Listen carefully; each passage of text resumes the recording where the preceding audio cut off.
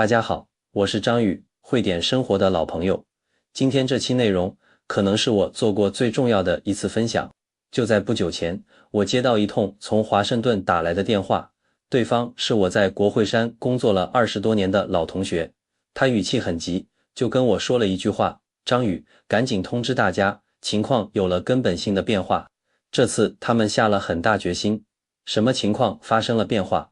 我们关注一下相关动态就可以了解到，2026年新一届行政团队履职后，围绕财政安排推出了一项名为2026强化版公共负担最终规则的政策。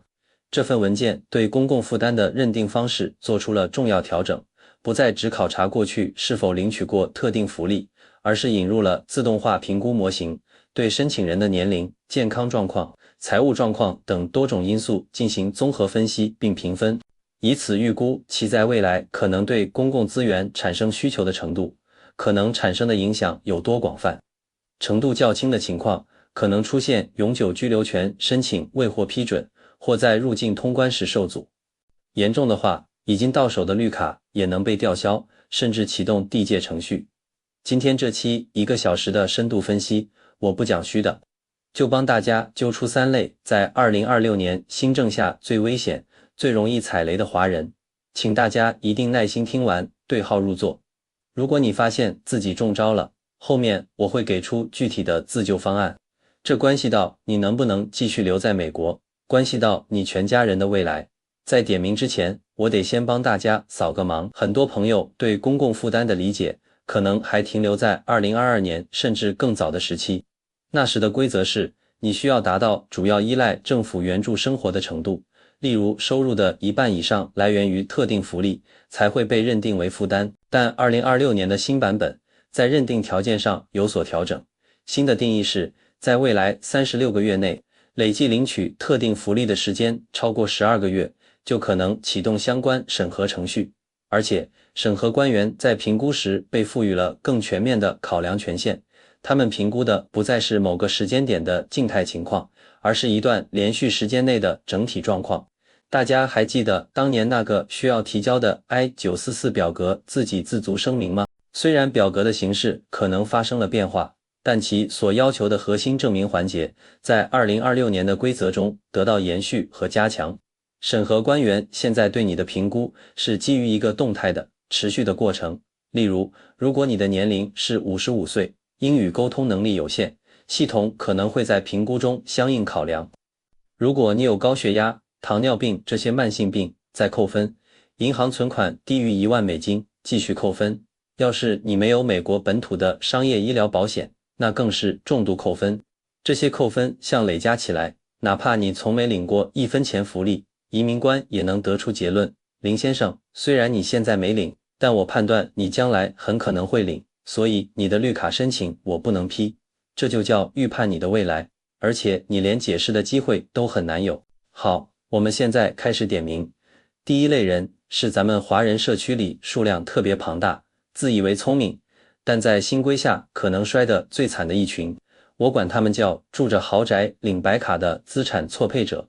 很多长辈是这样的操作，名下没有任何收入，税单上干干净净，于是顺利申请了全额的 SSI 补充保障收入和 Medicaid 白卡，但他们住的房子是儿女全款买的，市场价150万美元，出门开的是雷克萨斯，每年还要飞回亚洲老家探亲2趟，坐的都是商务舱。在2025年之前，移民局和福利局的数据墙比较高，各查各的。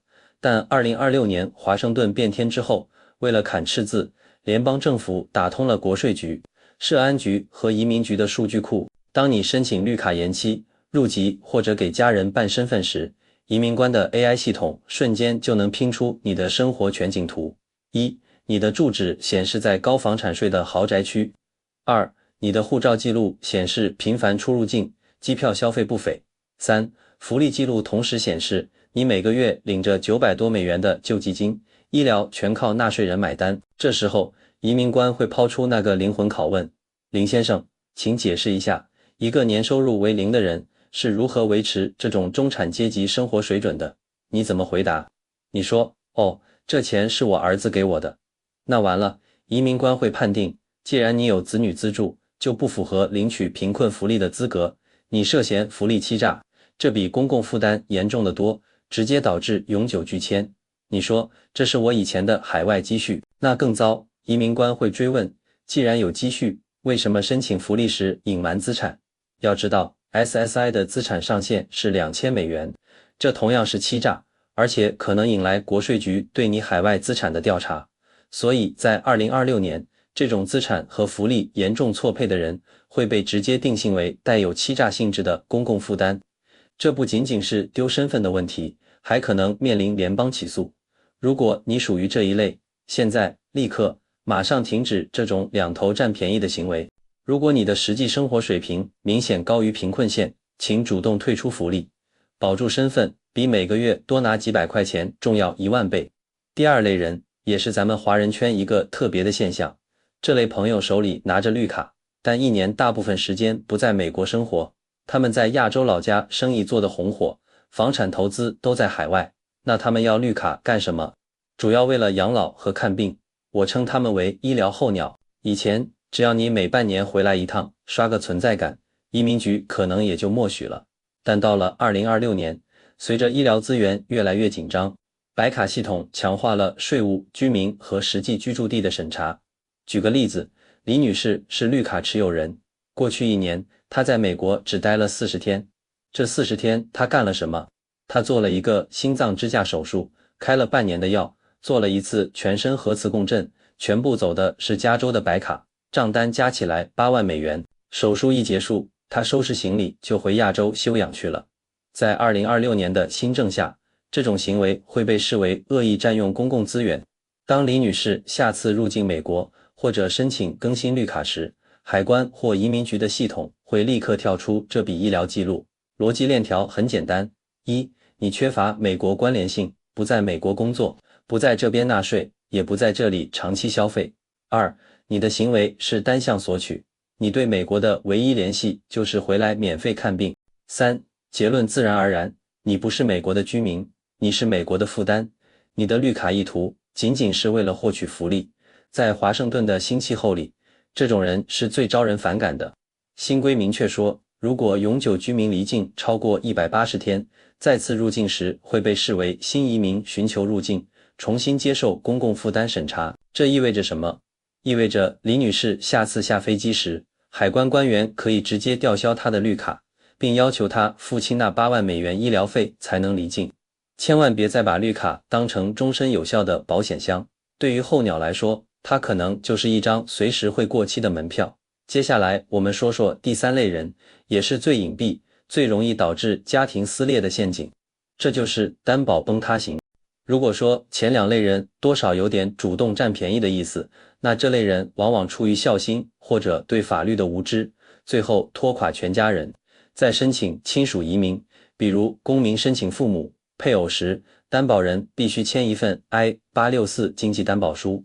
很多华人朋友签字时眼皮都不抬，觉得这就是个形式，只要当下收入达到贫困线的 125% 就行了。但 I-864 不是形式，它是你和美国政府签的具有法律效力的合同，它的有效期不是1-2年，而是直到被担保人成为公民，或者工作满40个季度，差不多10年，或者去世为止。2026年以前，政府很少真的去追究担保人的责任，但华盛顿变天之后，财政部为了填补窟窿，启动了担保责任追偿机制。我们来模拟一个场景，林先生年薪10万美元，是家里的经济支柱，他担保了年迈的母亲来美国拿绿卡，母亲来了后身体不好，申请了长期护理白卡，住进疗养院，1年花了政府8万美元。母亲觉得没事，我有绿卡，我有资格享受。灾难怎么来的？第一步，母亲被移民局认定为公共负担，因为她使用了明确上黑名单的长期机构护理。第二步，州政府不会直接找身无分文的母亲要钱，而是拿着林先生当年签的 I-864 把他告上法庭。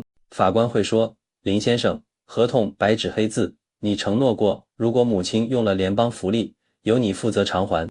结果林先生的工资被强制划扣，银行账户被冻结，直到还清8万美元为止。很多人以为只有领福利的人才是公共负担，但在2026年的新算法里，如果担保人经济状况恶化，比如失业了，或者拒绝赔付，移民局会反过来审查被担保人。既然你的担保人无法履行义务，那你作为申请人就失去了经济保障。因此，我们判定你为公共负担，绿卡吊销。这就是所谓的连坐效应。在2026年，如果你没有持续稳定的现金流做后盾，千万不要轻易签 I-864，这不再是孝顺的证明，这可能是把全家拖下悬崖的绳索。讲完这3类人，我们深挖一下2026年新政的技术核心。为什么我说移民局现在看人像看电影？因为他们用了前瞻性预测模型。第一轮筛选不是人工，是 AI， 系统会根据综合情况给你打分。下面这几个指标在2026年权重非常高。1. 年龄高危区65岁以上。系统逻辑很直接，这个年龄段劳动力下降，医疗需求上升，是潜在的负担。除非你有巨额资产证明自己能完全承担，否则分数会很低。2. 健康状况高危区，体检报告有慢性病，比如肾病、心脏病、癌症。逻辑是，如果你没有私人医疗保险，这些病对政府来说就是无底洞。提醒大家，现在移民体检 I-693 的数据是直接录入系统的，别想隐瞒病史。3. 家庭规模高危区，一个人工作养5口人。逻辑是，你的抗风险能力太弱，一旦失业，全家立刻可能变成社会负担。4. 财务状况高危区，信用分数低于650。在美国，信用分就是你的经济身份证。低信用分意味着你财务管理能力差，未来依赖救济的可能性大。在所有扣分项里，有一个几乎是一票否决的，没有私人商业医疗保险。在2026年，如果你申请绿卡却没有保险，或者你的保险严重依赖政府补贴，比如奥巴马医保的补贴，虽然法律上有争议，但实操中常被挑剔，移民官很可能会直接判定你生不起病，所以你未来会是公共负担。这也是为什么我说2026年的绿卡更像是为经济状况好、身体健康的人准备的。听到这儿，估计很多朋友已经坐立不安了。张宇，我已经在领福利了，怎么办？我父母正在办绿卡，怎么补救？别慌，只要还没收到正式拒信，就还有操作空间。下面3套防御性方案，请一定记好。如果你发现自己属于前面说的3类人，并且正在办绿卡、延期或入籍，第一步，立即停止领取福利，去社安局、县卫生局填表申请终止福利。第二步，保留证据。这一步最关键，你必须拿到官方的福利终止确认信，上面清楚写着，从2026年 X 月 X 日起，该申请人停止领取所有福利。第三步，主动披露。面试时，别等移民官查出来，你要主动把这封信连同解释信一起交上去。信里可以写，尊敬的官员，我之前因为财务困难短暂使用了福利，目前我的经济状况已经改善，并主动退出了所有项目，承诺未来不再依赖，承认错误并改正，远比隐瞒错误来得安全。这是一个很多华人不知道的赎身工具。如果你被判定有公共负担风险，但还没到被直接拒签的地步，移民官有权要求你交一笔公共负担保证金。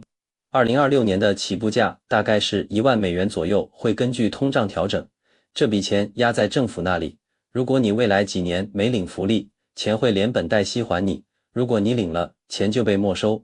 策略是，如果你的案子卡住了，可以让律师主动提出，我们愿意缴纳保证金，这展示了你的底气和诚意，有时能换来一个通过的印章，这叫花钱买平安。